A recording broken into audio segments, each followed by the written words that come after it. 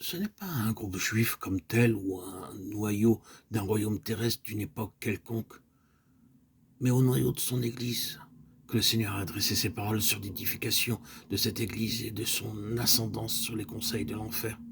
Et moi je te dis que tu es Pierre, et que sur ce roc je bâtirai mon Église, et que les portes du séjour des morts ne prévaudront point contre elle. Matthieu 16, 18. À eux, en tant que tels, il a dit aussi, voici je vous ai donné le pouvoir sur toute la puissance de l'ennemi. Luc 10, 19. Ceci dans la lumière de sa croix qui était l'arrière-plan permanent de toutes ses déclarations et actions.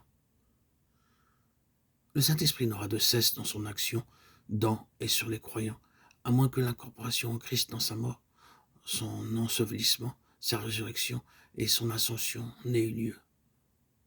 Pour qu'Élisée reçoive la double portion de l'esprit de son maître, il a dû traverser avec lui le Jourdain et être avec lui dans le lieu de l'ascension. Il en est toujours ainsi. Le Saint-Esprit sert de médiateur de la souveraineté de la tête au corps et à travers le corps. Et pour cet attachement à la tête, l'union céleste est essentielle. L'Église est un corps céleste et non une société, une institution ou une organisation terrestre. Les systèmes ecclésiastiques de ce monde, qui se nomment eux-mêmes l'Église et les églises, sont trop souvent une caricature grotesque. Il n'y a pas de secte, de dénomination, de branche de l'Église avec Dieu. Il n'existe qu'une seule Église, dans la pensée et l'intérêt de Dieu. C'est l'Église des premiers-nés. Tout cet autre ensemble confus que nous voyons a pour origine les tentatives d'établir maintes et maintes fois quelque chose pour Dieu sur cette terre, comme produit de la terre. Dieu n'est pas dans ceci, mais laisse cette situation en venir à sa propre fin, dans la confusion, ou continuer de progresser rapidement dans son illusion.